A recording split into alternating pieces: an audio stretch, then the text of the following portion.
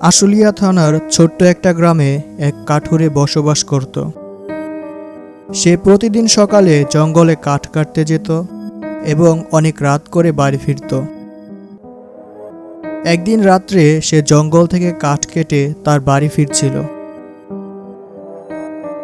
হঠাৎ সে জঙ্গলের ভিতর উজ্জ্বল বর্ণের কিছু একটা দেখতে পেল।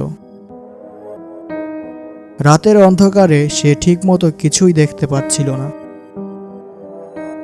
কিছুটা সামনে গিয়ে সে দেখতে পেল সেখানে একটা মেয়ের লাশ পড়ে আছে, আর ওই মেয়েটার পায়ে অনেক সুন্দর একজোড়া সোনার নূপুর ছিল, যা রাতের অন্ধকারেও অনেক ঝলমল করছিল। কাঠুরে প্রথমে ভেবেছিল সে সাহায্যের জন্য গ্রামের লোকদেরকে ডাকবে, কিন্তু নূপুরের উজ্জ্বলতা দেখে তার মনে অনেক লোভ জন্মালো। সে মনে মনে ভাবল ওই মেয়ের পা থেকে নূপুর জোড়া খুলে নিয়ে যাবে এবং সেটা শহরে বিক্রি করে অনেক টাকা পাবে। কাঠুরে মেয়েটার পা থেকে নূপুর খোলার অনেক চেষ্টা করল, কিন্তু অনেক চেষ্টা করার পরও কাঠুরে মেয়েটার পা থেকে নূপুর খুলতে পারল না। এরপর সে যখন কাজটা করতে ব্যর্থ হলো, তখন সে ভাবল তার কুড়াল দিয়ে মেয়েটার পা কেটে নূপুর নিয়ে যাবে। আশেপাশে তখন কেউ ছিলও না যে তার এই অসৎ কাজটা করতে দেখে ফেলবে। এরপর সে তার কুড়াল উঠালো এবং মেয়েটার পা কেটে ফেলল।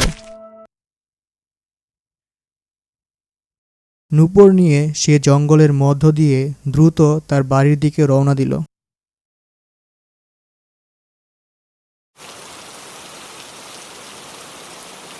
ওই রাত্রে অনেক ঝড় বৃষ্টি হচ্ছিল। কাঠুরে তার ঘরে ঘুমাচ্ছিল। হঠাৎ কেউ তার ঘরের দরজা ধাক্কাচ্ছিল। কাঠুরে ঘুম থেকে উঠে ভাবতে লাগলো, এত রাত্রে এই ঝড়ের মধ্যে আবার কে এলো। সে দরজা খুলে দেখল অনেক সুন্দরী একটা মেয়ে দাঁড়িয়ে আছে। কাঠুরে মেয়েটাকে জিজ্ঞাসা করলো এত রাত্রে সে এখানে কি করছে। মেয়েটা বলল সে পাশের গ্রামে থাকে, এই ঝড় বৃষ্টির কারণে সে এখন বাড়ি ফিরতে পারছে না, তাই রাতটা কাটানোর জন্য তার থাকার জায়গা প্রয়োজন।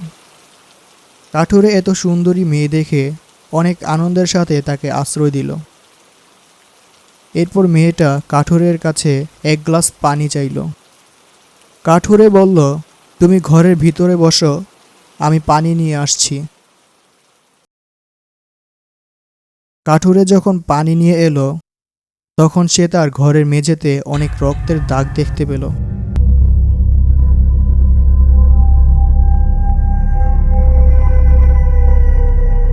সে মেয়েটাকে জিজ্ঞাসা করলো, এখানে এত রক্তের দাগ এলো কোথা থেকে?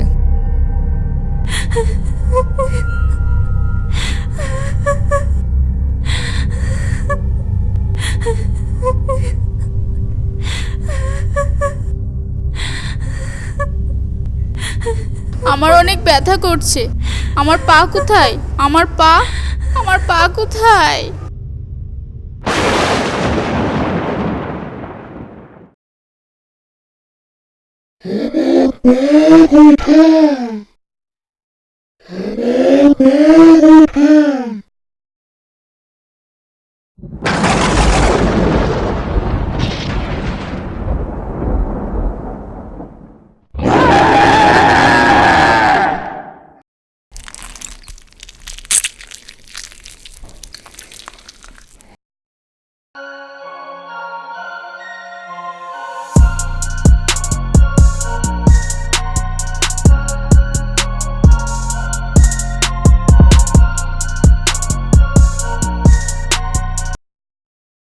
ভিডিওটি ভালো লেগে থাকলে একটি লাইক দিন এবং আপনার বন্ধুদের সাথে শেয়ার করুন, অথবা আমাদের চ্যানেলটি সাবস্ক্রাইব করুন এবং পাশে থাকা বেল আইকনটি বাজিয়ে দিন।